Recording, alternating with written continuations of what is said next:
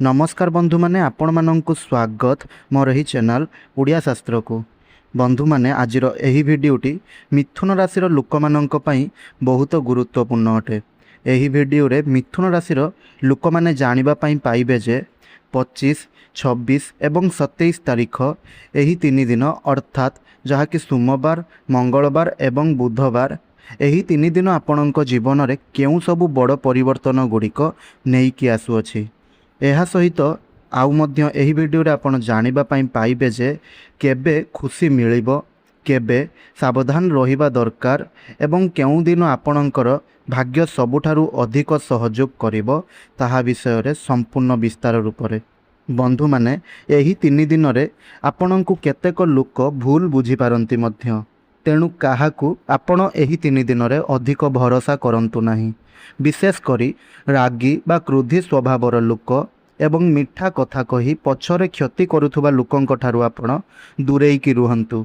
हेले एथिरे भय करिवार किछि नाही, कारण भाग्य आपणकु हठात करी गोटिए खुशीर खबर मध्य देई पारे। चाकिरी, धन, प्रेम और परिवार एही सबु क्षेत्र रे केमिति फल मिलिबो एवं केउ छोट उपाय करिले आपण आपणकर भाग्य को चमकाई पारिबे, एहा सबु किछि आपण एही भिडियो रे मध्य जानिबा पई पाइबे। आउ हाँ, एही भली किछि लोक माने आपण माननकु कष्ट देउछंती, तेणु आपण एही स्वभावर लोक माननक ठारु दूरेई रुहंतु। काहेकि ना एही तीन दिन रे केतेक विशेष स्वभावर लोकंक ठारु आपण कष्ट पाई पारंती। विशेष करी जेउ लोक माने सामना रे भल कथा कहंती किंतु पछरे आपणकर खराब चाहंती, सेमानंक ठारु आपण सावधान रुहंतु। अधिक ईर्षा करुवा एवं आपणकर सफलता को देखि जलुवा लोक माने आपणकर मन को कष्ट देई थांती। रागी स्वभावर लोक, छोट कथारे वाद विवाद करुवा लोक एवं निज स्वार्थ पई आपणको व्यवहार करुवा लोकंक ठारु दूरेई रहिबा मध्य आपणक पई भल।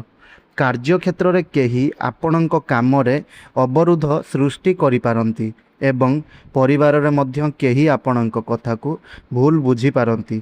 सेथिपई एही तीन दिन चुप रही काम को करंतु। सबु कथा समस्तंकु आपण जमारु भी कहंतु नाही एवं भगवानंक ऊपर विश्वास रखंतु। तो यही स्वभावर लोक माननक ठारु आपण निजको दूरेई रखंतु। देखिबे आपणकर जीवन बहुत सुरुखुरुरे कटिबो, खुशी रे कटिबो। मो कथाटी जदि आपण माननकु ठीक लागुछि आउ आपण माननक जीवन शैली सहित मोर कथाटी बसुछि, तबे आपण एही भिडियोटी को लाइक करिबा सहित कमेंट बॉक्स रे हाँ ठीक बोली निश्चय रूप रे लेखंतु। आउ भिडियोटी को अन्य माननक साथी रे शेयर करंतु। चैनल टी रे नुआ थिले चैनल टी को सब्सक्राइब करी पाखरे आसुतबा बेल आइकन टी को मध्य प्रेस करि दियंतु। तेबे बंधु माने मिथुन राशि लोक माननक पई आपण माननक पई 25 तारीख सोमवार दिनटी मिश्रित फल नेई करी आसीबो। दिनर आरंभ रे आपणक मन रे अल्प अशांति एवं चिंता रही पारे। पुराना कथा किंबा पूर्वरु घटिथिबा कौनसी घटना को नेई आपणकर मन टिके भारग्रस्त होई पारे। केतेक कथा आपणकु भितरु दुख देई पारे, किंतु अधिक चिंता करिवार आवश्यक नाही। दिन बढ़िबा सहित परिस्थिति आस्ते आस्ते सुधुरिबाकु लागिबो एवं संध्या समय रे मन रे शांति आसीबो। चाकिरी एवं कार्य क्षेत्र रे आपणक काम को देखि केही ईर्षा मध्य करि पारंती। सेथिपई निजर योजना किंबा भविष्यत रे करिथिबा प्लानिंग गुड़िक समस्तंकु आपण कुहंतु नाही। काहाकू अधिक भरोसा करिबा मध्य आपणक पई ठीक हेबो नाही। निज काम चुप रही करिबा आपणकू सफलता रे पहुँचेइबो। धन क्षेत्र रे अटकी थिबा टंका फेरी आसीबार संकेत मध्य मिलुछि, किंतु एहा सहित अनावश्यक खर्च मध्य आपणकर बढ़ी पारे। तेणु टंका खर्च करिबा पूर्वरु भल भाबरे भाबंतु। प्रेम और परिवार रे केही आपणक कथा को भूल बुझी पारंती। रागरे कौनसी बड़ निष्पत्ति नेबे नाही। मिठा कथा कहूथुबा किंतु पछरे आलोचना करुथुबा लोक माननक ठारु आपण यथा संभव दूरेई रुहंतु।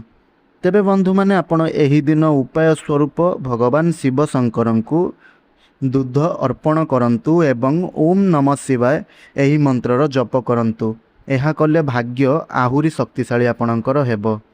तेबे बंधु माने आसंतु जानिबा 26 ତାରିଖ ମଙ୍ଗଳବାର ଦିନଟି ଆପଣଙ୍କ ପାଇଁ କ'ଣ ଫଳ ଦେଉଛି।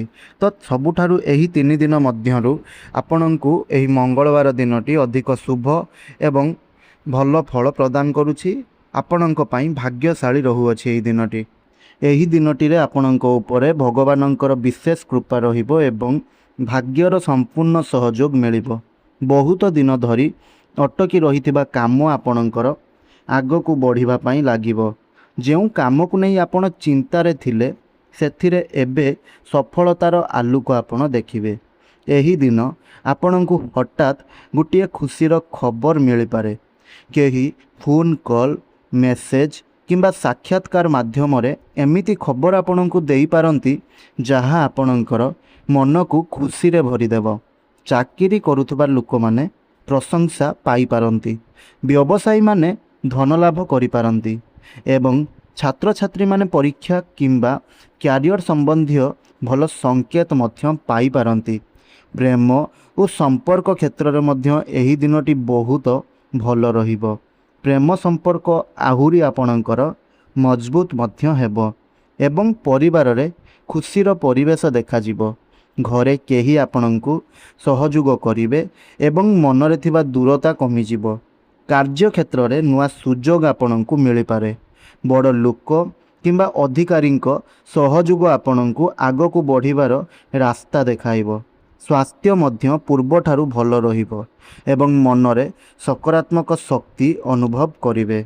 ତେବେ ଆପଣ ଏହି ଦିନଟିକୁ ଭଲ କରିବା ପାଇଁ ପ୍ରଭୁ ଶ୍ରୀ ହନୁମାନଙ୍କର ମନ୍ଦିରକୁ ଯାଇ ସିନ୍ଦୁର ଅର୍ପଣ କରନ୍ତୁ ଏବଂ ହନୁମାନ ଚାଳିଶାର ପାଠ କରନ୍ତୁ। ଏହା କରିଲେ ନକାରାତ୍ମକ ଶକ୍ତି ଗୁଡ଼ିକ ଆପଣଙ୍କର ସବୁ ଦୂର ହେବ ଏବଂ ମନରେ ଆପଣଙ୍କର ସାହସ ବୃଦ୍ଧି ପାଇବ। ତେବେ ବନ୍ଧୁମାନେ 27 ତାରିଖ ବୁଧବାର ଦିନଟି, ଏହି ଦିନଟି ଆପଣଙ୍କୁ ଅଳ୍ପ ସାବଧାନତାର ସହିତ କାଟିବାର ଆବଶ୍ୟକତା ରହିଛି।